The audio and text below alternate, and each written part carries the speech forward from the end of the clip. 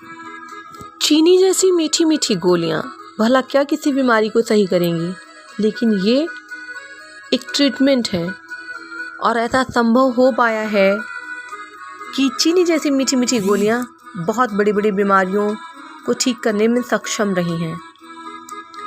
मैं advocate Tanishka Gupta जिंदारा foundation से आज के दिन उन सभी डॉक्टर्स को होम्योपैथिक दिवस की बहुत बहुत शुभकामनाएं देती हूं जो कि इस प्रोफेशन में मरीजों को ट्रीट कर रहे हैं और उन्हें ठीक करने का पूरा प्रयास कर रहे हैं।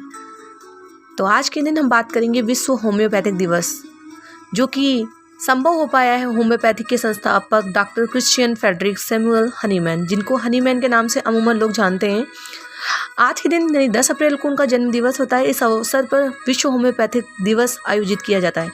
विश्व होम्योपैथिक यानी कि होम्योपैथिक मेडिसिन सिर्फ इंडिया के अंदर ही नहीं बल्कि न जाने कहाँ कहाँ लगभग 100 देशों में होम्योपैथिक ट्रीटमेंट किया जा रहा है। डॉक्टर हनीमैन का जन्म 10 अप्रैल 1755 में और उनकी मृत्यु 1843 में हुई थी और ये होम्योपैथिक के बहुत बड़े डॉक्टर थे जो जर्मनी से बिलोंग करते थे, क्योंकि ये जर्मनी के प्रसिद्ध डॉक्टरों में से एक थे। CCRH यानी कि केंद्रीय होम्योपैथी अनुसंधान परिषद आयुष मंत्रालय के तहत एक स्वायत्त अनुसंधान संगठन है। यह संगठन होम्योपैथी में समन्वय, विकास, प्रसार एवं वैज्ञानिक अनुसंधान को बढ़ावा देती है। इसे औपचारिक रूप से 30 मार्च 1978 को आयुष विभाग, स्वास्थ्य एवं परिवार कल्याण मंत्रालय, भारत सरकार के अधीन एक स्वायत्त संगठन के रूप में गठित किया गया। परिषद का मुख्यालय नई दिल्ली में और पूरे भारत में परिषद के 22 संस्थान इकाइयों के नेटवर्क के माध्यम से बहुकेंद्रित अनुसंधान कार्य किए जाते हैं। यह परिषद अनुसंधान कार्यक्रम परियोजनाएं बनाती है और चलाती है। होम्योपैथिक के मौलिक और अनुप्रयुक्त पहलुओं के साक्ष्य आधारित अनुसंधान करने के लिए राष्ट्रीय और अंतर्राष्ट्रीय उत्कृष्ट संस्थानों के साथ वो सहयोग भी करती है। होम्योपैथी चिकित्सा एक ऐसी चिकित्सा है जो समरूपता के सिद्धांत पर आधारित है, जिसके अनुसार औषधियाँ उन रोगों से मिलते जुलते रोगों को दूर कर सकती हैं जिन्हें वे उत्पन्न कर सकती हैं। औषधि की रोग हर सकती जिससे उत्पन्न हो सकने वाले लक्षणों पर निर्भर करती है, जिन्हें रोग के लक्षणों के समान किंतु उन्हें प्रबल होना चाहिए।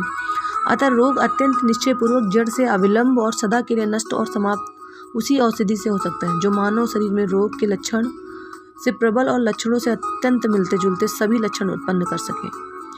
होम्योपैथिक चिकित्सा पद्धति में चिकित्सक का मुख्य कार्य रोगी द्वारा बताए गए जीवन इतिहास एवं रोग लक्षणों को सुनकर उसी के प्रकार के लक्षणों को उत्पन्न करने वाली औषधि का चुनाव करना होता है। रोग लक्षण और औषधि लक्षण में जितनी ही अधिक समानता होगी, रोगी के स्वस्थ होने की संभावना उतनी ही अधिक होगी। चिकित्सक का अनुभव उसका सबसे बड़ा सहायक होता है। पुरानी और कठिन रोगों की चिकित्सा के लिए रोगी और चिकित्सक दोनों के लिए धैर्य की आवश्यकता होती है। कुछ होम्योपैथी चिकित्सा पद्धति के समर्थकों का मत है कि रोग का कारण शरीर में सोरा विष की वृद्धि है। होम्योपैथी चिकित्सकों की धारणा है कि प्रत्येक जीवित प्राणी हमें इंद्रियों के क्रियाशील आदर्श को बनाए रखने की प्रवृत्ति होती है और जब यह क्रियाशील आदर्श विकृत होता है तब प्राणी में इस आदर्श को प्राप्त करने के लिए अनेक प्रतिक्रियाएं होती हैं। प्राणी को औषधि द्वारा केवल उसके प्रयास में सहायता मिलती है। औषधि अल्प मात्रा में देनी चाहिए क्योंकि बीमारी में रोगी अति संवेगी होता है। औषधि की अल्प मात्रा प्रभावकारी होती है जिससे केवल एक ही प्रभाव प्रकट होता है और कोई दुष्परिणाम नहीं होते। रुग्णावस्था में ऊतकों की रूपांतरित संग्रहता के कारण यह एकावस्था प्रभाव स्वास्थ्य की पुनः स्थापना में विनियमित हो जाता है। विद्वान होम्योपैथी को छद्म विज्ञान मानते हैं। होम्योपैथी ट्रीटमेंट की सबसे अच्छी बात यह होती है कि ये कभी भी किसी व्यक्ति को नुकसान नहीं करती।